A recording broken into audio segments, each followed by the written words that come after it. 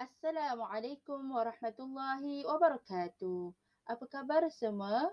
InsyaAllah hari ini kita akan belajar sirah, tajuk baharu iaitu kehidupan bermasyarakat Nabi Muhammad sallallahu alaihi wasallam.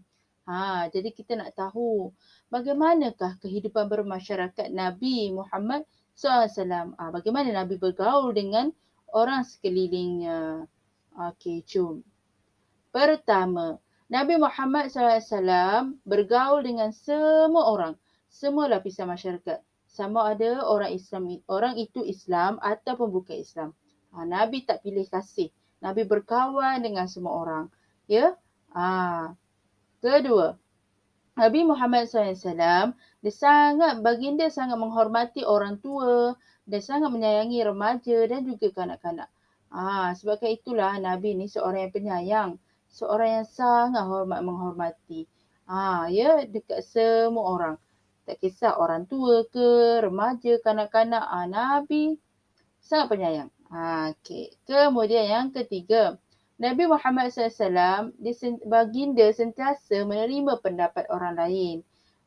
Sebagaimana contoh, ketika peristiwa Perang Badar, Perang Badar, iaitu perang pertama di dalam Islam, ada salah satu tentera dari dalam Perang Badar itu bernama Al-Hubab bin Al-Munzir. Beliau berkata kepada Nabi, beliau bertanya kepada Nabi Muhammad SAW, "Wahai Rasulullah, adakah kita berhenti di kawasan air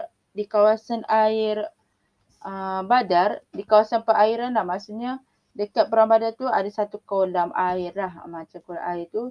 Adakah kita berhenti di sini? Pilihanmu ataupun adalah perintah Allah untuk engkau memilih untuk berhenti di sini?" Rasulullah kata tidak, ini hanyalah pendapatku untuk berhenti di sini dan ini juga merupakan helahku untuk dalam memerangi orang Quraisy, orang kafir ketika itu. Lepas tu Al-Hubab bin Al-Munzir ni kata, wahai Rasulullah, aku cadangkan apa kata kita pergi lebih dekat mata air tersebut. Jadi, bila kita dekat dengan mata air tersebut, kita akan dapat sumber air untuk tentera-tentera kita, tentera-tentera Islam.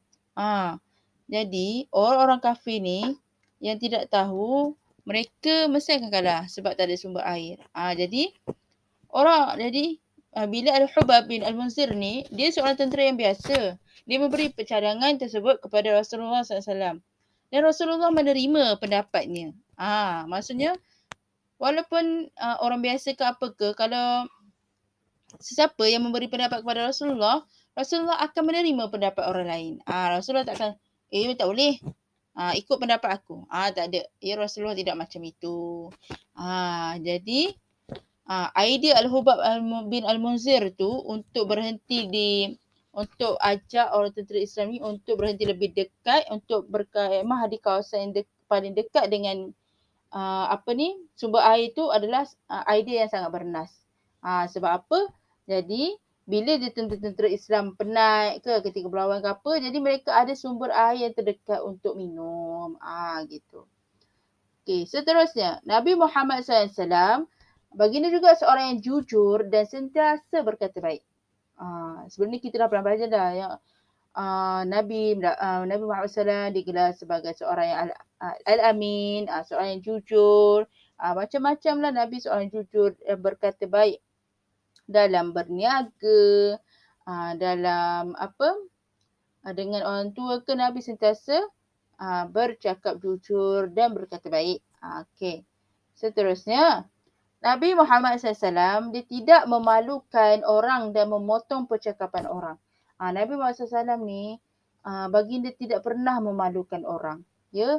Setiap orang yang memberi pendapat atau beri cadangan, Rasulullah mendengar terlebih dahulu. Rasulullah mendengar apa pendapat-pendapat orang tu. Dan Rasulullah tidak memotong percakapan orang. Contoh kalau ada sahabat kamu tengah bercakap. Jom pergi. Tengah berborak bercerita kan. Okey, kemudian kamu potong, senyap. Ataupun kata, tak boleh. Maksudnya kamu tak menunggu untuk kawan kamu tu habiskan ucapannya dahulu, kamu terus potong. Jadi tak boleh lah. Jadi Nabi tidak macam tu ya. Nabi seorang yang pendengar yang setia. Nabi mendengar dahulu setiap apa yang dikatakan kepadanya, pendapat ke ataupun apa-apa sahaja yang siapa sahaja yang ingin bertemu baginda ataupun bercakap dengan baginda, Nabi akan mendengar. Dia tidak akan memotong percakapan orang tersebut. Ya. Lepas habis dah seseorang itu bercakap dengan Nabi, barulah Nabi memberi pendapatnya. Gitu. Dan Nabi tidak akan memalukan orang tersebut. Contoh kalau orang tu berbuat salah, Nabi tak akan beritahu dekat orang lain. Tahu tak awak semua, orang ni dia dah buat salah, dia dah mencuri. Tak ada. Ya. Nabi walaupun tahu, Nabi tidak memalukan orang tersebut. Seterusnya, Nabi Muhammad SAW juga seorang yang rendah diri dan berlapang dada. Ya, Nabi seorang yang rendah diri. Maksudnya, Nabi ni walaupun dia seorang Nabi, seorang ketua, Nabi tak sombong. Nabi tak bongkak. Nabi rendah diri. Siapa yang datang dengan dia, Nabi sambut dengan hormat. Nabi sambut dengan baik. Nabi tak larang pun siapa-siapa yang datang nak jumpa dia. Ya, tak ada pun Nabi kata, kalau nak jumpa aku, kena buat appointment. Tak ada. Kena buat temu janji. Tak ada. Ya, Nabi Muhammad SAW bukan macam itu. Ya, seorang yang rendah diri, yang tidak sombong. Nabi juga seorang yang berlapang dada. Lapang dada ni maksudnya sentiasa menerima sesuatu tu dengan hati yang terbuka. Ya. Contoh kalau ada orang cakap ini ke dekat Nabi ke, contoh ada orang hina Nabi ke apa ke, Nabi tetap berlapang dada. Nabi diam dan Nabi tenang. Nabi menerima sahaja apa yang orang-orang kafir ke kata dekat baginda. Nabi sabar. Itu maksudnya berlapang dada. Okey. Kemudian, itulah sifat, sebelum itu tadi adalah antara sifat-sifat baik, yang sifat-sifat mulia yang ada pada Nabi Muhammad SAW ketika bergaul dengan orang sekelilingnya, dengan sahabat-sahabatnya, keluarganya. Itulah sifat-sifat Nabi. Okey, kemudian ini adalah merupakan nama-nama sahabat yang dijamin masuk syurga. Ada banyak lagi nama-nama sahabat yang dijamin masuk syurga. Dalam buku teks pun ada, tapi saya tidak pilih semualah. Ini antara yang paling famous lah. Yang pertama iaitu Abu Bakar As-Siddiq, iaitu sahabat Nabi yang paling akrab lah dengan Nabi, Abu Bakar As-Siddiq. Ya, yang sentiasa membenarkan kata-kata Nabi di saat Abu Bakar As-Siddiq inilah yang sentiasa membenarkan kata-kata Nabi di saat orang lain, orang-orang kafir di Mekah tu kata Nabi Muhammad ni penipu, gila semua tu. Tapi Abu Bakar As-Siddiq tetap percaya dengan Nabi. Setiap apa yang Nabi cakap dia percaya. Aku percaya denganmu wahai Muhammad. Yang kedua, Umar bin Al-Khattab. Ni pun sahabat Nabi ya. Ya, 4 khalifah yang kalau kita belajar, Umar bin Al-Khattab. Umar bin Al-Khattab ni pun antara pemimpin yang berani. Ya. Awalnya dia bukan Islam dan akhirnya dia masuk Islam. Ya, Umar bin Al-Khattab ni ya. Okey, yang ketiga Uthman bin Affan. Uthman bin Affan. Ya.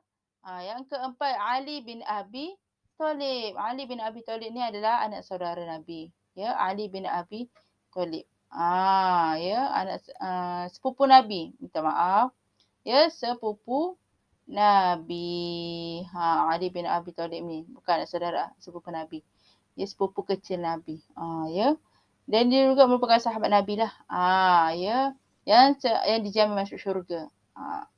Yang kelima Abdul Rahman bin Auf. Abdul Rahman bin Auf ni pun seorang sahabat Nabi. Dia seorang yang sangat kaya raya dan dia mendermakan seluruh harta kekayaannya untuk berjuang demi Islam. Ya, maksudnya Abdul Rahman ni bin Auf ni dia adalah seorang businessman. Dia seorang peniaga yang kaya raya, yang berjaya. Tapi dia tak kerekut. Disumbangkan harta-harta yang dia ada untuk perang, untuk Islam. Ya, sebab itulah dia dijamin masuk syurga. Dan terakhir sekali dia Az-Zubair bin Al-Awam. Okey. Jadi itulah antara nama-nama sahabat yang dijamin masuk syurga. Ada banyak lagi tapi ini yang perlu kita ketahui. Okey. Jadi insya-Allah itu sahaja untuk hari ini. Saya harap awak faham dan awak ingat ya apa yang kita belajar untuk hari ini. Okey, sekian. Terima kasih. Assalamualaikum warahmatullahi wabarakatuh.